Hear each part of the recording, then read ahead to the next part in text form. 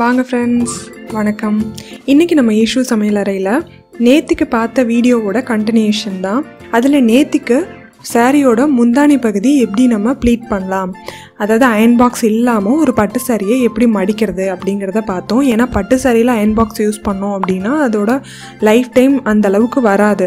அந்த மடிப்பு நல்லா மடிக்கும் போது அந்த பட்டு சாரியில் இருக்கிற நூல் வந்து பிரியறதுக்கு சான்சஸ் இருக்குது. அதனால தான் நம்ம என்ன பண்ணுவோம்னா, மடித்து வைக்கும் போது கூட ஒரே மாதிரி மடித்து வைக்காமல் ஒரு 3 மாதத்துக்கு 2 மாதத்துக்கு ஒன்ஸ் வந்து அந்த பட்டு சாரியை எடுத்து பின்பக்கம் வந்து வர்ற மாதிரி மடித்து வைக்கணும் அப்படின்னு சொல்லுவாங்க. ஸோ அதனால தான் நான் அயன் பாக்ஸை யூஸ் பண்ணாமல் எப்படி பண்ணலாம் அப்படிங்கிறத உங்கள் கூட ஷேர் பண்ணேன்.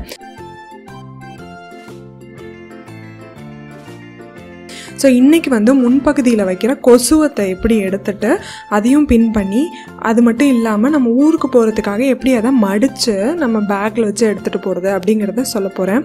சரி வாங்க இப்போ நம்ம பார்க்கலாம்.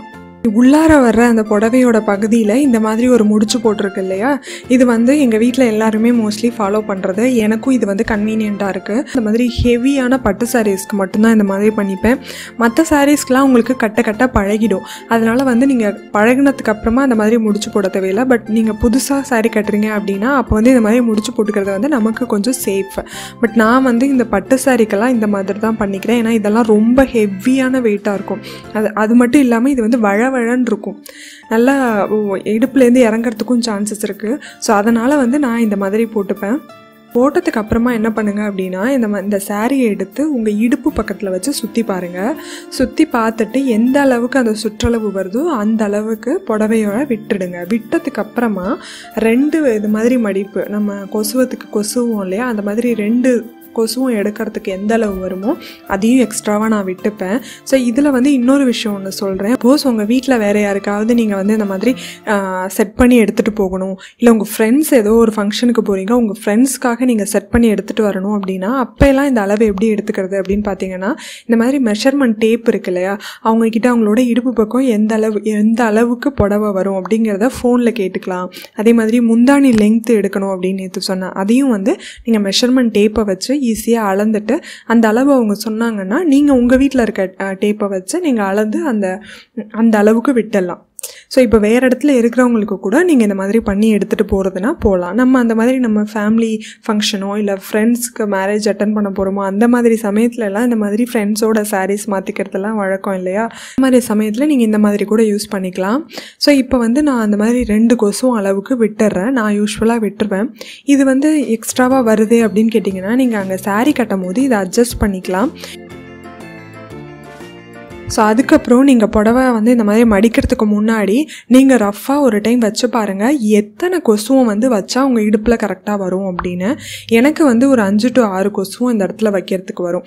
ஸோ நீங்கள் அந்த மாதிரி எண்ணி வச்சுக்கோங்க, உங்களுக்கு எத்தனை கொசுவும் வருது அப்படிங்கிறத எண்ணி எடுத்துக்கோங்க. இது எல்லாமே நம்ம வீட்டில் தான் பண்ணுறோம், நம்மளோட ஃப்ரீ டைமில் பண்ணுறோம். அதனால் நீங்கள் வந்து ஃபஸ்ட் டைம் பண்ணும் போது எவ்வளோ வேணால் டைம் எடுத்துக்கோங்க. 1 or 2 நீங்கள் பண்ணதுக்கப்புறம் உங்களுக்கு வந்து இது ரொம்ப ஈஸியாகிடும். இந்த வேலை வந்து மேக்ஸிமம் ஒரு 30 மினிட்ஸில் நீங்கள் முடிச்சிடுவீங்க. நம்ம இதுக்கெலாம் அதிகமாக எடுத்துக்கிறது எதுக்காக அப்படின்னு பார்த்தீங்கன்னா, செட் பண்ணுறதுக்கு தான் அதிகம் எடுத்துப்போம். அதாவது கையை வச்சு நல்லா தேய்ச்சி அந்த அயன் பண்ண மாதிரி எடுத்துகிட்டு வரதுக்கு அப்புறம் மடிக்கிறதுக்கு இதுக்கு மட்டும்தான் டைம் ஆகும். ஸோ இப்போ நம்ம சாரீ ப்ளீட்டும் முந்தானியும் நம்ம ப்ளீட் பண்ணி வச்சுருக்கோம். அதனால் நம்ம ஈஸியாக சாரீ மாதிரி போட்டு பார்த்தே நம்ம வச்சுக்கலாம். ஸோ நான் வந்து இந்த மாதிரி எடுத்த அங்கங்கே என்னோடய அளவெல்லாம் மெஷர் பண்ணி பார்த்து தான் நான் வந்து இந்த சாரீ வந்து ப்ளீட் பண்ணிகிட்ருக்கேன். பட் அது எதையும் நான் வந்து வீடியோவில் காமிக்கல. ஸோ அதனால தான் நான் வந்து இதை உங்ககிட்ட நான் வந்து ஓரலாக சொல்லிக்கிட்டு இருக்கேன். ஸோ இந்த மாதிரிலாம் எடுத்துக்கோங்க அப்படின்னு சொல்லிட்டு. ஸோ நம்ம கொசுவை எடுத்ததுக்கு அப்புறமா எப்பயும் பண்ணுற மாதிரி லெஃப்ட் ஹேண்டில் வந்து அந்த எடுத்த கொசுவத்தை தூக்கி நல்லா பிடிச்சிட்டு லைட்டாக உதறணும் அப்படின்னா உள்ளார இருக்கிற கசங்கள்லாம் சரியாயிடும்.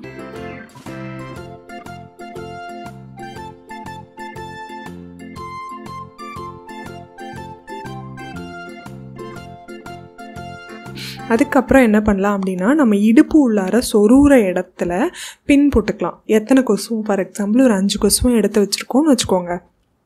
அந்த 5 கொசுவத்தையும் சேர்த்து நல்லா ஒத்தாப்பில் வர மாதிரி மேலே மட்டும் ஒரு பின் போட்டுக்கோங்க. இப்போ பின் போட்டுட்டு நம்ம வந்து கட்டில் மேலே நல்லா விரிச்சு போட்டுட்டு இதுக்கப்புறமா நம்ம அட்ஜஸ்ட் பண்ண ஆரம்பிக்கணும். இப்போ ஸோ இப்போ பார்த்தீங்கன்னா முந்தானிக்கு ப்ளீட் எடுக்கும்போது எப்படி எடுப்போம் அப்படின்னா, முந்தானியில் மேலே வர்ற பகுதி மட்டும்தான் தெரியணும். அது உள்ளார இருக்கிறது எதுவுமே தெரியக்கூடாது. நம்ம பின் குத்தும் போது தான் அட்ஜஸ்ட் பண்ணிப்போம் உள்ளார இருக்க ஒவ்வொரு லேயராக எடுத்து.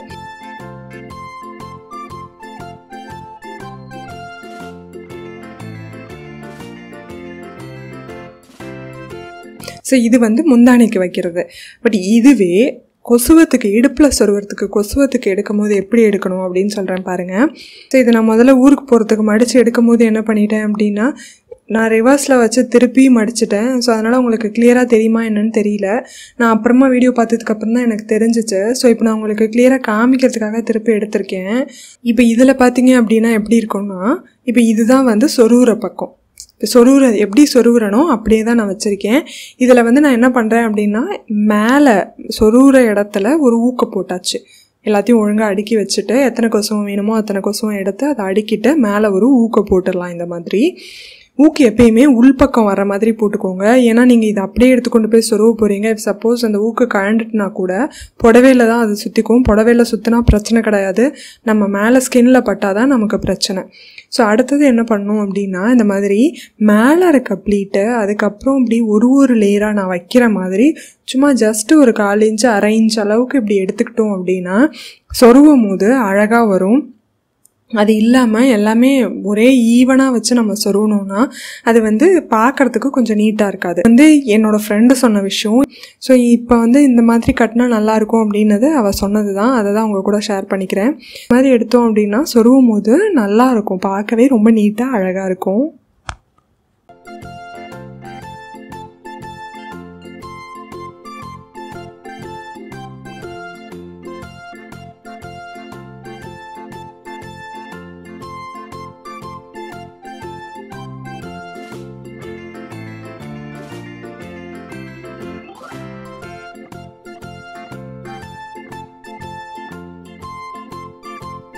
மூணு பின் இந்த இடத்துல வந்து நீங்கள் 3 பின் போட்டுக்கிறது நல்லது.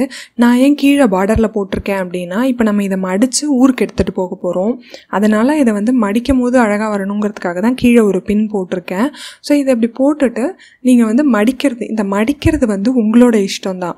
அதாவது இது சாரீக்கு சாரீ வேரி ஆகும். இது வந்து ஹெவியான பட்டு சாரிங்கிறதுனால நான் இப்படி மடிக்கிறேன். இதுவே ஒரு நார்மல் சாரீ, ஒரு நார்மல் சில்க் காட்டனோ இல்லை ஒரு காட்டன் சாரியாக இருந்தால் அது வேறு மாதிரி இன்னும் சின்னதாக நல்லா ஹோல்ட் பண்ணி மடிச்சுக்கலாம். ஸோ இந்த சாரியில் இந்த அளவுக்கு தான் வந்து என்னால் மடித்து எடுத்துகிட்டு போக முடியும் அப்படிங்கிறதுனால நான் வந்து இந்த மாதிரி எடுத்திருக்கேன். நீங்கள் வந்து அப்படியே இதையே ஃபாலோ பண்ணிங்கன்னு சொல்லலை. இந்த வீடியோஸ் முழுக்க ஒரு ஐடியா தான். நீங்கள் இதை பண்ண உங்களுக்கு வந்து நிறைய ஐடியாஸ் வரும். இதையே வந்து ஈஸியாக ஓகே இதை வந்து இப்படி வச்சுக்கலாம், இதை வந்து இப்படி மடிச்சுக்கலாம் அப்படின்னு தோணும். நான் ஏன் இந்த வீடியோவை ஷேர் பண்ணியிருக்கேன் அப்படின்னா, எப்பயும் சொல்கிற மாதிரி இது வந்து ஜஸ்ட்டு ஒரு மோட்டிவேஷன், ஜஸ்ட்டு ஒரு ஐடியா. ஸோ இந்த மாதிரி பண்ணிக்கலாம், இதை மாதிரி பண்ணிக்கோங்க, நான் இப்படி தான் பண்ணிகிட்ருக்கேன் அப்படிங்கிறத தான் உங்க கூட ஷேர் பண்ணியிருக்கேன்.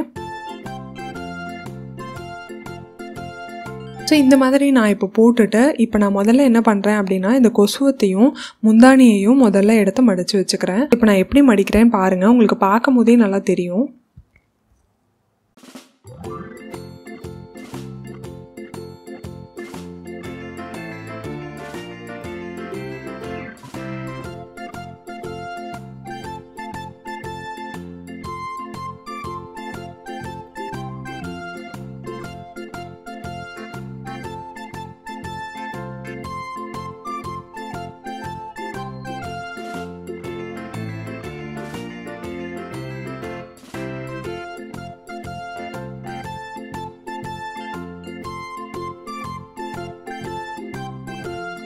ஸோ இந்த கொசுவத்தையும் முந்தானியும் மடிச்சிட்டிங்கனாலே உங்களுக்கு 95% வேலை முடிஞ்சிருச்சு.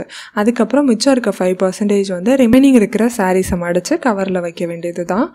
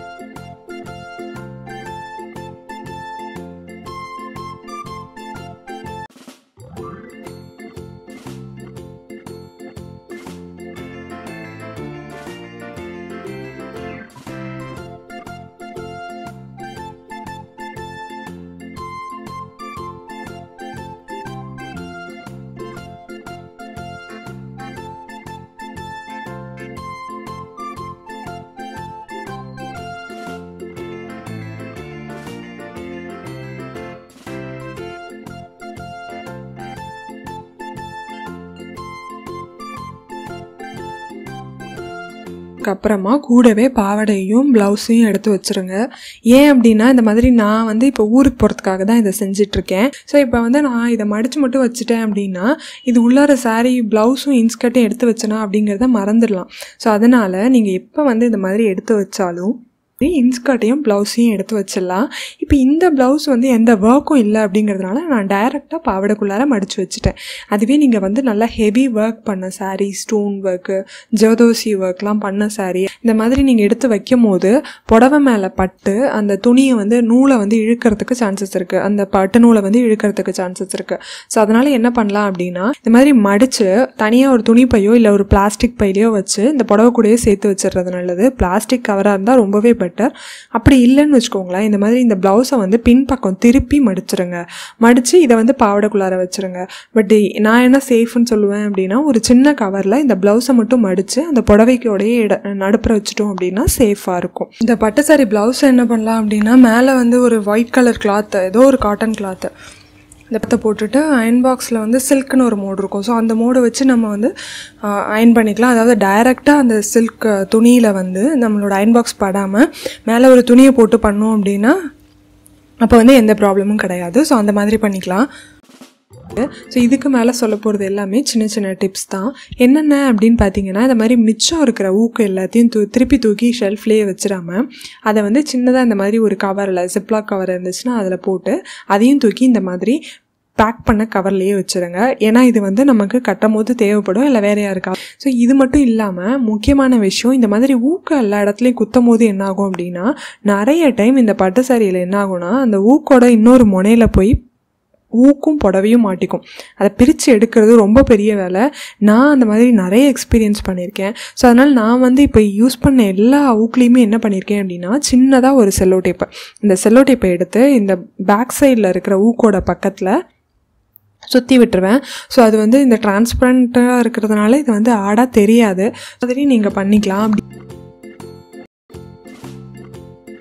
நூலை வந்து இந்த மாதிரி நீங்கள் உள்ளார சுற்றி விட்டுக்கலாம். உள்ளன் நூல் இருந்ததுன்னா அதையும் சுற்றிக்கலாம். இல்லைன்னா நார்மல் நூலை கூட நீங்கள் நல்லா சுற்றி மேலே வரைக்குமே எடுத்துகிட்டு வரலாம். ஸோ அப்போ வந்து அந்த ஊக்கோட ஷார்ப்பான எந்த எட்ஜஸுமே புடவையில் படாது, ரொம்ப நீட்டாகவும் இருக்கும், புடவையும் மெயின்டைன் பண்ணிக்கலாம். ஸோ நான் இப்போ சொன்ன டிப்ஸ் எல்லாமே நான் ஃபாலோ பண்ணிகிட்ருக்க டிப்ஸ் தான். அதே மாதிரி இதில் நான் வந்து நிறைய ஃபாஸ்ட் ஃபார்வர்ட்லாம் பண்ணல. ஏன் அப்படின்னா இப்போ புதுசாக பார்க்குறவங்களுக்கும் வந்து ஒரு கிளியர் ஐடியா கிடைக்கும், எங்கெல்லாம் நமக்கு கஷ்டம் இருக்கும், என்ன பண்ணும் போது ஈஸியாக பண்ணலாம், இதை வந்து எப்படி பண்ணலாம் அப்படிங்கிற ஒரு கிளியர் ஐடியா கிடைக்கும். அப்படிங்கிறதுனால தான் நான் நிறைய இடத்துல ஃபாஸ்ட் ஃபார்வர்டே பண்ணல. அதே மாதிரி நான் அந்த வீடியோவில் வந்து உங்களுக்கு நான் எப்படி புடவை கட்டணும், எப்படி புடவை மடிப்பு எடுக்கணும் அப்படிங்கிறத பற்றி நான் டீச் பண்ணல. என்ன சொல்லியிருக்கேன் அப்படின்னா எங்கேயாவது ஊருக்கு போகிறோம், எப்படி நம்மளோட சாரியை ப்ரிப்பேர் பண்ணி எடுத்துகிட்டு போயிட்டோம் அப்படின்னா அங்கே போய் எப்படி ஈஸியாக கட்டிக்கலாம், எப்படி டைம் சேவ் பண்ணலாம் அப்படிங்கிறதுனால தான் இந்த வீடியோவை போஸ்ட் பண்ணியிருக்கேன். இதில் ஏதாவது 1-2 டிப்ஸ் உங்களுக்கு புதுசாக இருந்திருக்கலாம், இல்லைனா யூஸ்ஃபுல்லாக இருக்குது அப்படின்னு நீங்கள் நினச்சிங்கன்னா மறக்காமல் இந்த சேனலை சப்ஸ்கிரைப் பண்ணுங்க. அது மட்டும் இல்லாமல் இந்த வீடியோ யூஸ்ஃபுல்னு நீங்கள் நினச்சிங்கன்னா உங்கள் ஃப்ரெண்ட்ஸ் அண்ட் ஃபேமிலி கூட கண்டிப்பாக ஷேர் பண்ணுங்கள். நான் உங்களை நெக்ஸ்ட் வீடியோவில் மீட் பண்ணுறேன். அது வரைக்கும் பை பை.